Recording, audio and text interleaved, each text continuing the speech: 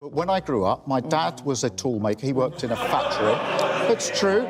You seem more like a political robot. How are you going to convince others like me to vote for you?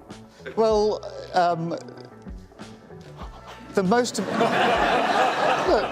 Look, all I can say, I went to run the Crown Prosecution Service. In this Parliament, we've had 3 Prime Ministers, 5 Chancellors, 5 Home Secretaries, 6 Health Secretaries. How do we know that if you won the general election, you'd still be Prime Minister in a year's time?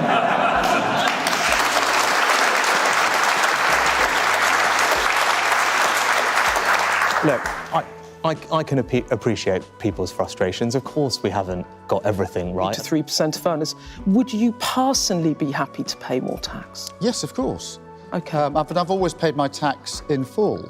But, you know, and I accept I earn a lot of money in the job I am now in. But when I grew up, my dad was a tool maker. He worked in a factory. It's true. My mum was a nurse, and actually we couldn't make ends meet, which actually isn't a laughing matter. We couldn't make ends meet. Amy? And I would, yeah, thank you so much. I would usually agree.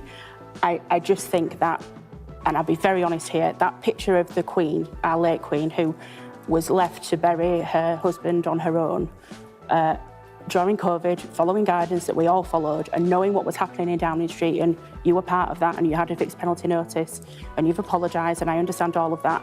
That's where the trust broke down, and I just think we have long memories in this country as a public, and you really will have to go some, and I appreciate the apology tonight, thank you very much, but that you have to realise that there is a long way to go to really rebuild that. Yeah, no,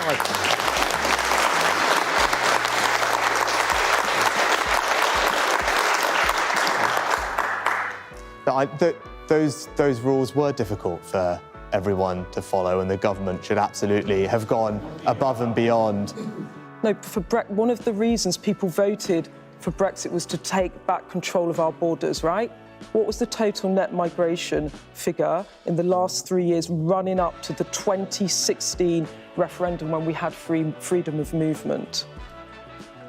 Do you know it? I don't have it offhand. It was 836,000 people.